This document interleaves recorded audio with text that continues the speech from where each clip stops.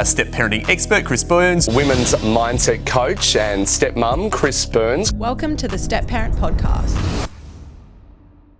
Welcome back to the Step Parent Podcast. If you're new here, I'm Chris Burns, Australia's leading coach for step parents and blended families. I'm a stepmom of over 10 years, mum of two, raising 4 kids in a blended family dynamic. And this is where we have the conversations most people avoid but desperately need. If you're not already following the podcast, make sure that you hit follow on Spotify or subscribe to on YouTube so you don't miss weekly episodes, because these conversations are designed to actually change how you show up in your home, not just give you something to nod along to. And today's episode, and this is one that will either save your relationship or expose exactly where things are about to fall apart. We're talking about introducing kids, blending families and moving in together. More specifically, what not to do and what to do instead. Because one of the biggest misconceptions in blended families is that love is enough.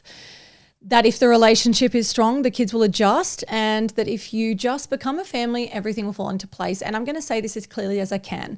Moving in together does not create a family. It exposes one. It exposes the lack of structure, the lack of communication, the lack of boundaries, and the emotional readiness of every single person involved. And if you get this stage wrong, you don't just create tension, you create long-term resentment that is very, very difficult to unwind. So if you're in a position where you have kids, your partner has kids, and you're thinking about combining households, I want you to really listen to this, because this is where most people unintentionally sabotage what could have been a really healthy, stable dynamic. So let's start with what not to do, because this is where the biggest mistakes happen. The first mistake is rushing the transition, moving in together because it feels right for the adults without considering whether it feels safe for the kids. Kids don't process change the way that adults do. You might be thinking about logistics, finances, convenience, building a life together, but they're thinking about loss. Loss of space, loss of routine, loss of one-on-one time, loss of certainty. And when that isn't acknowledged, it doesn't disappear, it shows up in behavior, shows up in resistance, withdrawal, acting out, emotional shutdown. And then parents look at it and think, why aren't they just adjusting? They're not adjusting because they weren't prepared. So one of the biggest things that you need to understand is that your timeline is not their timeline. Just because you're ready does not mean that they are. The second mistake is forcing relationships, expecting kids to bond, to connect, to feel like siblings, to respect a step-parent authority that hasn't even been earned yet. And this is where a lot of damage does happen, because connection can't be forced. It has to be built. And when you try to skip that process, what you create is resistance. Kids don't want to be told what they should feel about someone. They want the space to form their own relationship at their own pace. So when you hear things like you need to treat them like your brother, or you need to listen to her, she's your stepmom now, it might come from a good place, but the impact is pressure. The pressure creates distance, not connection. The third mistake is a lack of role clarity. And this is a big one. No one actually knows where they are in the dynamic. What is your role as a step parent? What is your partner's role as the biological parent? What decisions are shared and what decisions are not? And when that's not clear, you end up stepping on each other's toes. You overstep, you pull back, you second guess, you resent, and the kids feel that inconsistency. They feel the lack of alignment, and kids don't thrive in confusion, they thrive in structure.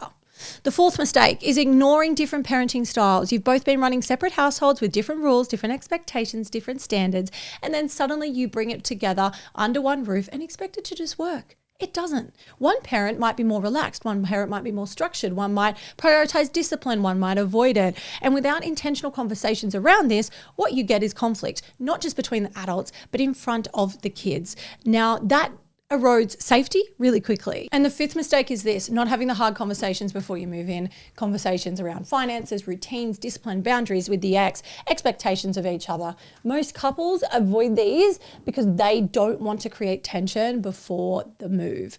But avoiding them doesn't remove the tension, it just delays it. And when it comes up later, it's amplified because now you're living it. So those are the big don'ts. And if you're listening to this and thinking we've already done some of this, that's okay. Awareness is the first step. Now let's talk about what to do instead, because this is what actually will create a foundation that works. The first thing is this: slow the process down intentionally. Introductions should not feel like a sudden merge. They should feel like a gradual integration. Start with low pressure environments, short interactions, neutral spaces. Give the kids time to get familiar without expectations, because familiarity builds safety and safety builds connection. The next thing is prioritize emotional safety over logistical convenience. Just because it makes more sense financially or practically to move in together, it doesn't mean it's the right time emotionally. And this is where leadership comes in. Being willing to delay the move if the kids aren't ready. Being willing to do the slower, harder thing in the short term is better for the long-term outcome. The third is create a role clarity earlier. So having a conversation with your partner. What is my role here? What decisions do I have input in? Where do I lead as the biological parent or step parent, and communicating that to the kids in a way that feels safe and respectful, not this is your new mum or dad, but this is the role they play in our home. That clarity removes confusion, not perfectly, but intentionally. The fourth is align your parenting approach, not perfectly, but intentionally. What are your non-negotiables? What are your core values? What rules will exist across the household? Because consistency creates stability, and stability creates safety. And that doesn't mean you have to parent the same, but you need to parent in alignment. The fifth is build relationships individually before expecting a group dynamic. Your partner builds their relationship with your kids, you build your relationship with theirs. One-on-one time, low pressure, no expectation. Because strong individual relationships create a stronger collective dynamic. And the next one is communicate with your kids. Honestly, age appropriately, but honestly, let them ask questions, let them express their feelings, let them not be okay with it straight away. Because when kids feel hurt, they're more likely to adapt. When they feel dismissed, they resist. The seventh is this, and this is the most important piece. You and your partner need to be a team before you become a household. If you're not aligned, if you're not communicating effectively, if you're not able to navigate conflict in a healthy way, moving in together will not fix that. It will magnify it. So your relationship needs to be strong enough to hold the complexity of what you're building. And I want to leave you with this, because this is the reframe that changes everything.